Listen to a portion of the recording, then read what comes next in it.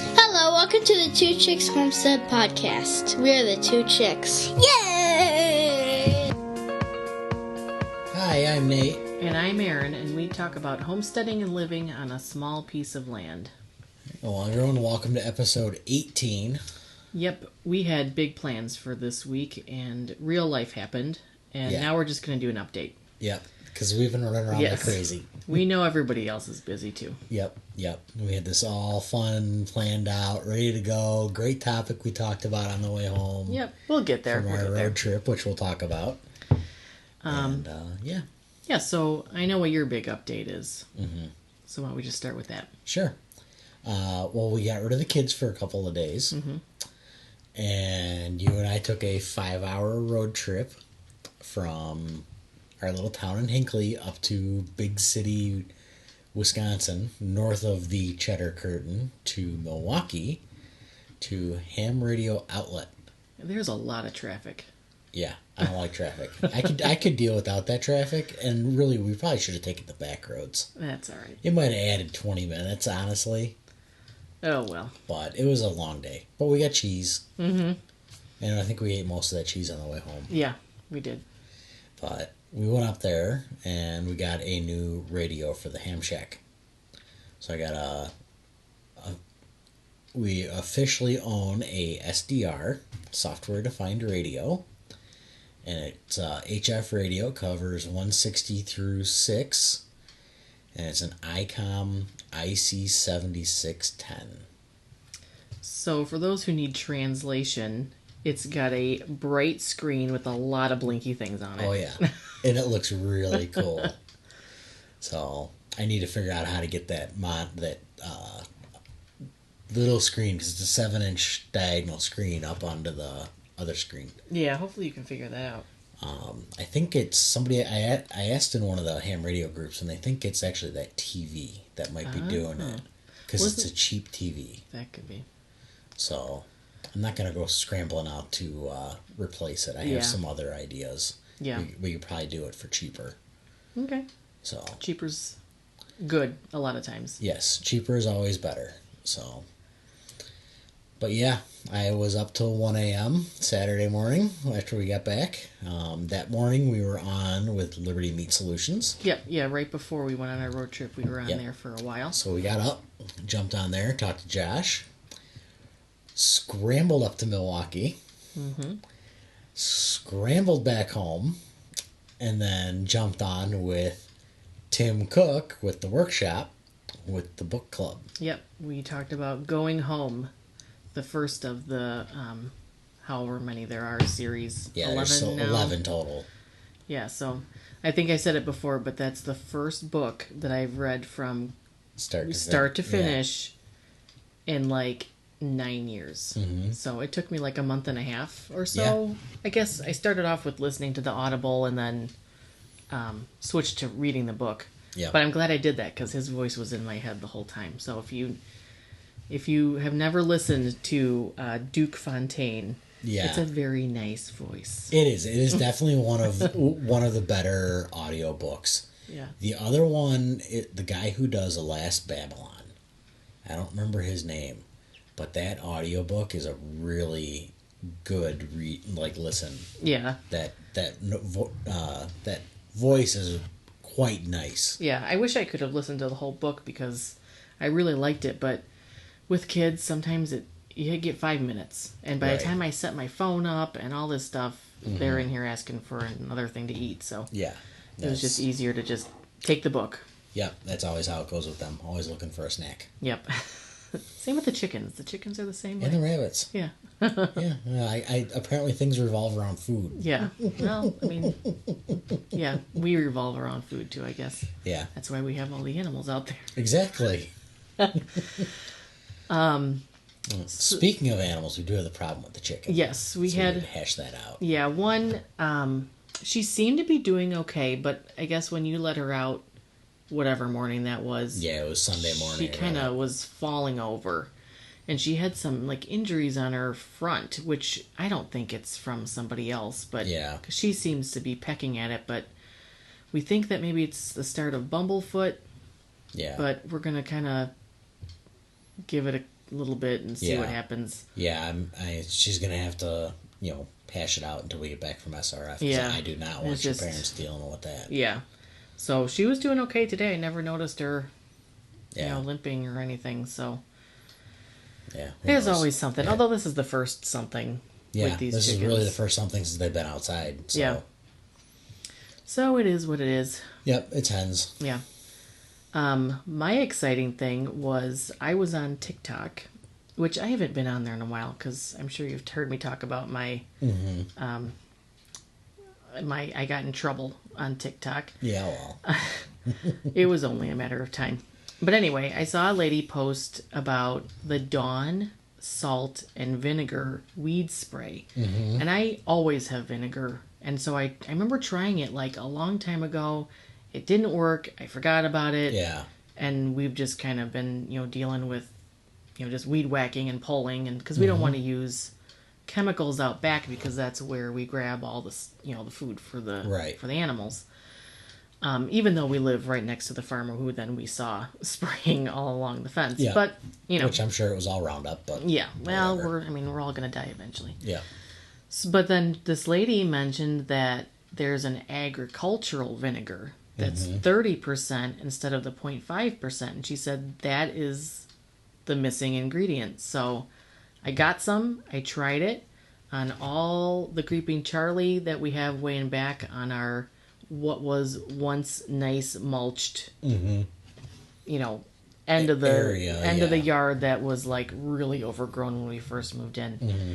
And it worked. I know. It worked really amazing. Cool. I mean, it still, needs some help, but it was within hours that it was drying up and turning brown. It was amazing. And then you gingerly went around the garden. I went around the garden, did the perimeter just to kind of keep it, maybe from spreading in. Mm-hmm.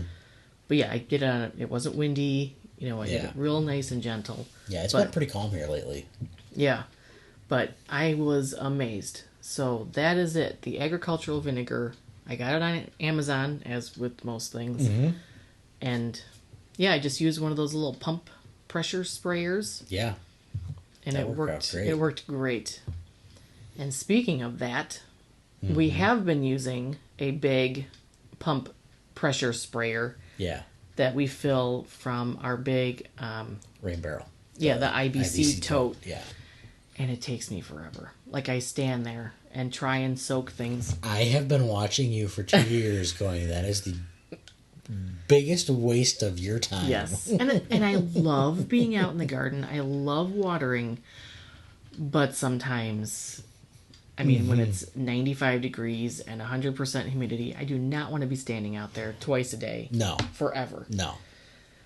So, I asked in our local group, which I'm so glad we have. Yes. Because, just seeing everybody help people and us getting some answers and being able to help other people has just been really, really awesome.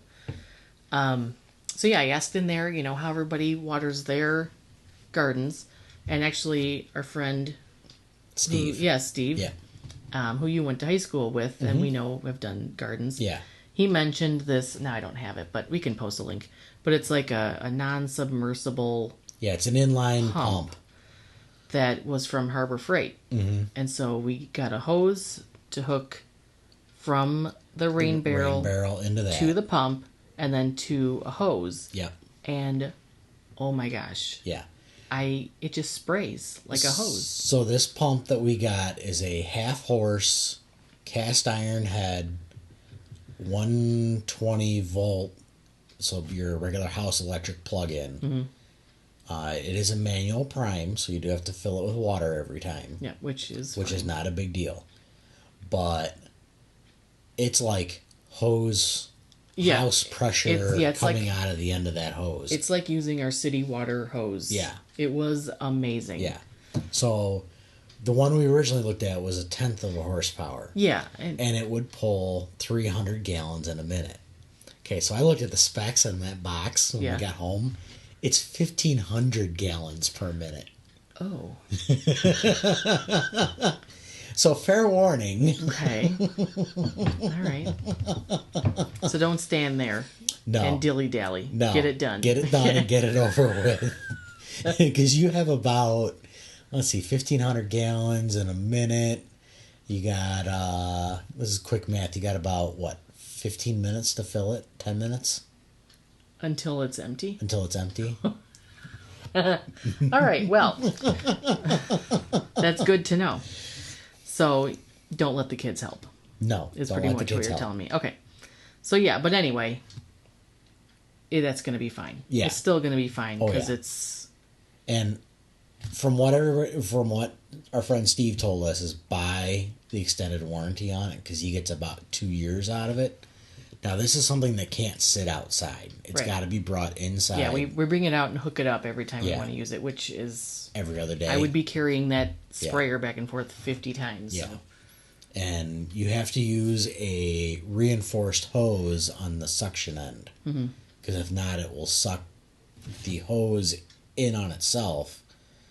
It'll basically collapse the hose and shut off the water supply. Yeah. It'll burn up the pump. So make sure you use a reinforced hose. Yeah, I mean, I think I posted pictures. If not, I'll make sure that I do. But yeah, so that's really exciting. And of course, now today it rained, so I didn't need to water. Of course. Hey. But that'll get a rain barrel filled up. Absolutely. If not, I mean, God, it was pouring this morning when I got up. Yeah, and it's been a really nice rain all afternoon. Just a really nice drizzle. Oh yeah. Where things are going to get soaked, which is going to help the new tomato that I added. So the garden is all planted, and I didn't really go crazy this year. I tried to keep it pretty basic. I decided I'm not going to make tomato sauce. Not going to, go crazy with canning, because then we never eat tomatoes. Like, I save every single tomato, and it takes up so much space in the freezer, and it's just a huge production that now we're not even eating pasta. So right. So I decided we're going to eat fresh tomatoes this year and freeze dry and, be able to do it that way.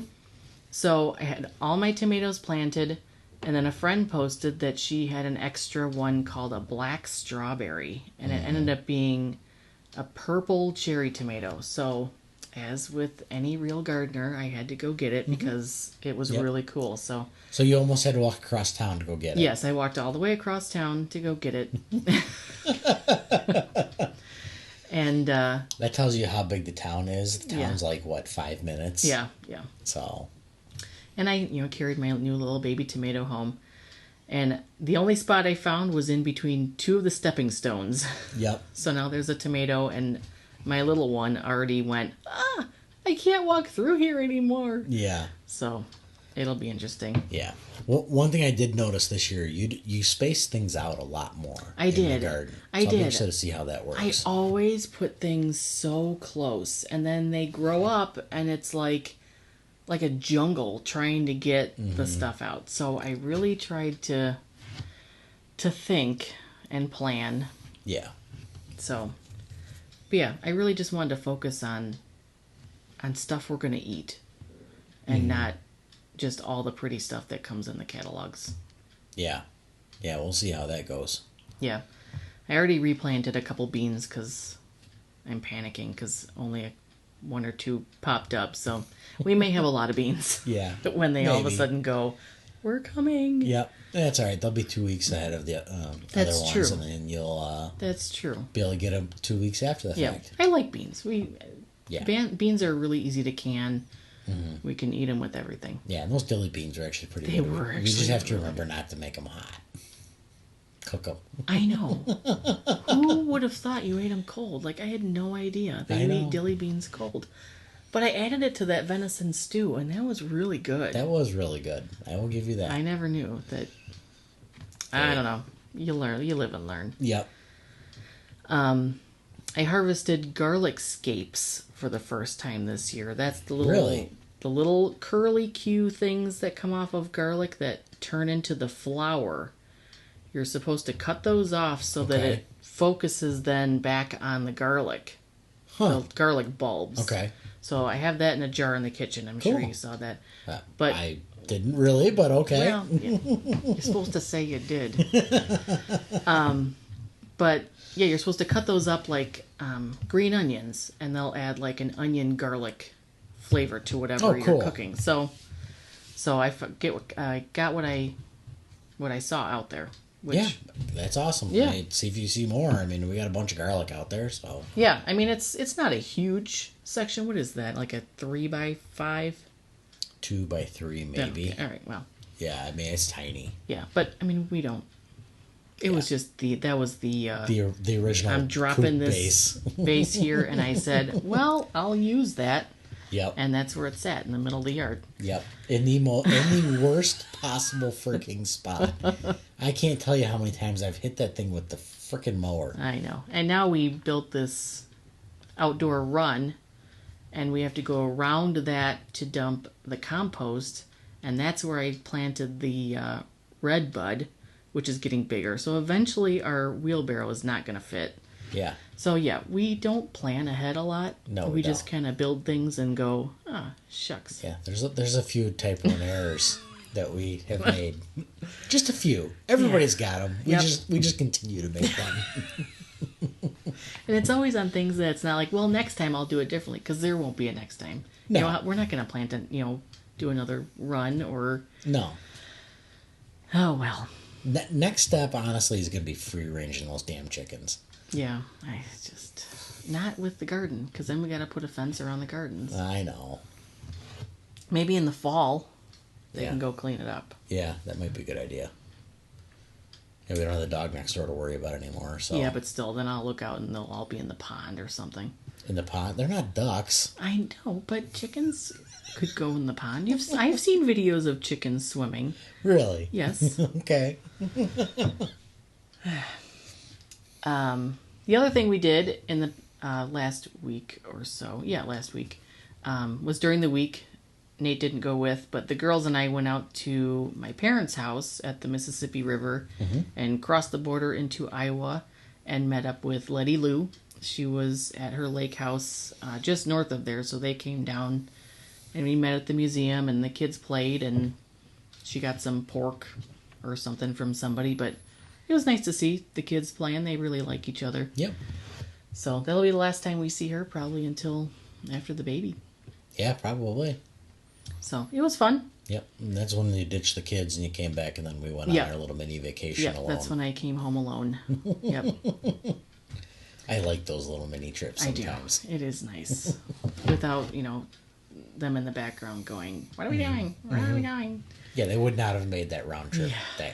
I mean, it was 2.5 up, 2.5 back, plus probably an hour at the store playing with radios. Yeah. I was starting to get like, okay. Yeah, well. There's not much to look at here. Yeah, no, there's not much to look at, and I'll be honest, they need to have younger people working at that store. Yeah, he was very old. Yes. Very old. Okay, if you're putting these SDR radios up, I'm going to go on a little tangent here, and I'm sorry. So an SDR radio is software defined. It is very computer based. So it's got a little processor in it that runs all the screens and the buttons. It's very nice. It's got a very nice receiver on it. And I've already made contacts in Spain and Italy with it just from Chicago. That was over the weekend. But if you work at a store that sells these items, and I don't care if it's a $500 HF radio like the Yaesu or a $15,000 radio from ICOM, a 7851. Which is not what we got. No, that's not what we got. But it's, you need to know how to, you should know how to work these things. Mm-hmm. You work in a ham radio store. You are a ham radio operator. You have the bank of radios in the store, but you don't know how to turn off the lock, the VFO lock on one of these radios so you can spin the dial. Yeah, and it's not like the place was that busy. You could see, No. I mean, they could be sitting over there probably at any time. Oh, I'd be over there playing all the freaking time. So that you could just go, boop, boop, boop, boop, here's how you do it, Yeah. and it's working. Mm-hmm. Yeah, it was like, oh boy. Like, yeah. Yeah. So, HRO, nice store. It was fun to go up there and put hands on radios. But you need something different. Yeah. 5 guys standing around and nobody knows how to work a radio. That's enough for me. So. But you got it. Yep, I bought it. I'm happy with it. We're going to play with it. You didn't have to wait for it to get shipped. Exactly, and get damaged in shipping. Yeah. I mean, it barely fit in the back seat of the pickup truck. Yeah. We had to put the seat up. That's how freaking big the box was. Yeah. And it was double packed. You didn't see that thing when I took it out. No. It was, you had the big main box, then you had styrofoam inside that box. Well, I mean, that screen is, something hits that, that's all cracked. And then there was there was the main box the radio came in, and there was like 5 layers of cardboard all the way around this radio. Well, it made it. Yep. And it's fun. I actually built a new desk, built a new top to get that to fit because I was a little worried about the kids playing around in the basement. Yeah, he shares the playroom. Yep. With the kids, which they love because when you're down there, then they like to be down there. Yeah, and the radios are always running if I'm down there hanging out with them. They're usually playing horses. Yeah, so I mean, it's a good way too to get them familiar with it, and someday they're going to be like, "Hey." Yep. They'll get their tech, and then they can play on it a little bit. Yep. And you might even play with it because you actually made the last contact. That's on true. the Yaesu FT891 before it got boxed up for portable operations. So I've made one contact before with a member of the club, but that was only on... That was 2 meters through... That was a... Simplex? Simplex, yeah. That was a Simplex on the club Simplex frequency. Right. So I made my first real contact, with a parachuter. Yep, it was HF Parachute Mobile. It was Carlos Felix. His call sign is KD9OLN. And he runs a YouTube channel called Life at Terminal Velocity. So he was jumping, I don't know, how... Rochelle. 60 miles? No, it's like 30 miles? 30 miles, if that. Right. So yeah, he was jumping out of an airplane, and you could make contact. I think I was the first one. Yeah, you were the first one, and then I sat back and let other people make a few contacts, and then I jumped in and made sure I got him with the new call sign because I have him with my old call sign.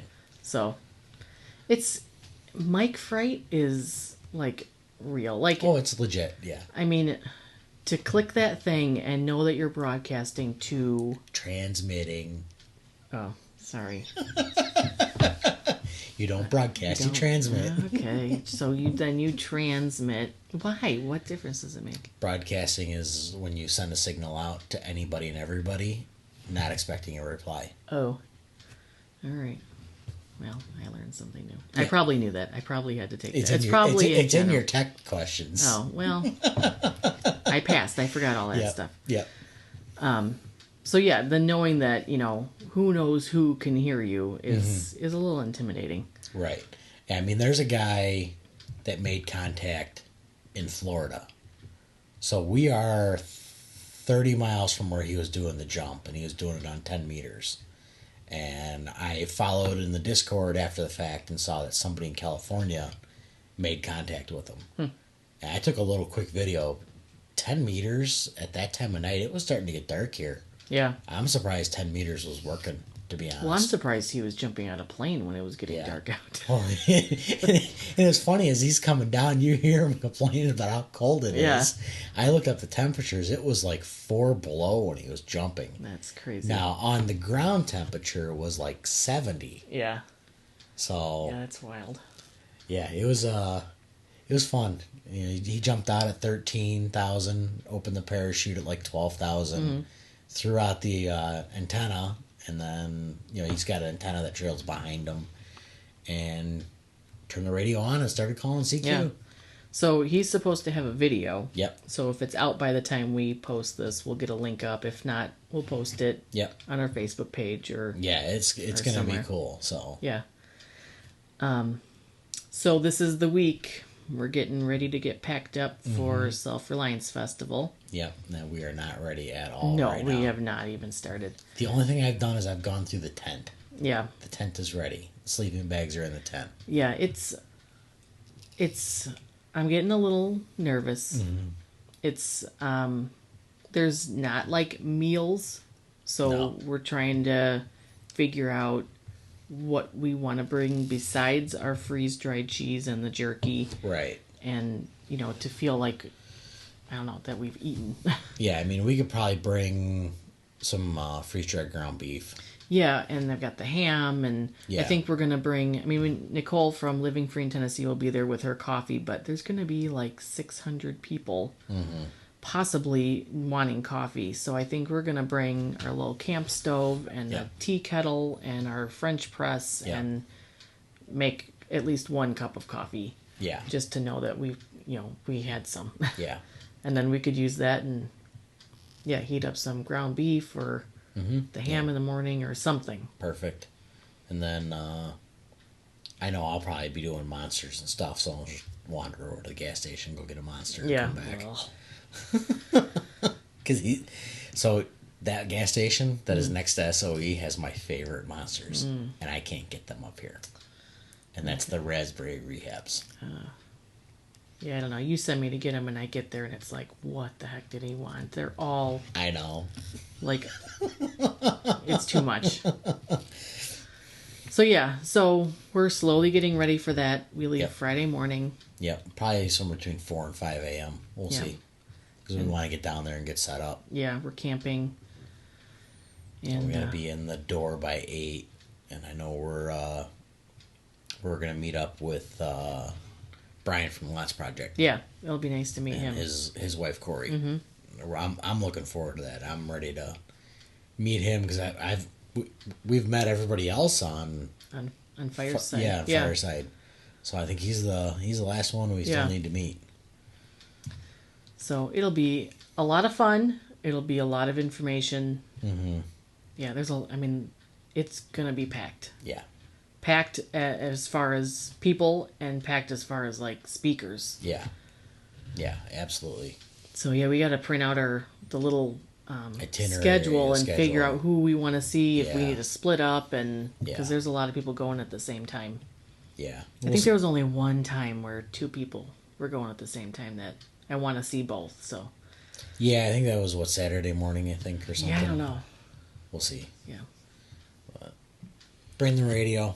We're going to operate portable down there, too. We're not taking the new one. We're taking the old one. I wouldn't think we would take the new one.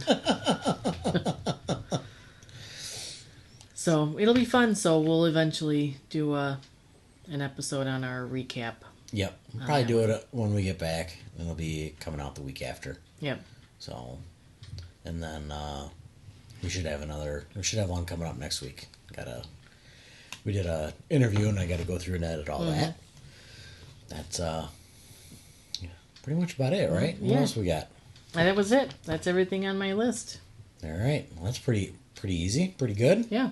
So we will catch you guys later. All right. See you on the homestead, where something is always growing, eating, or cooking.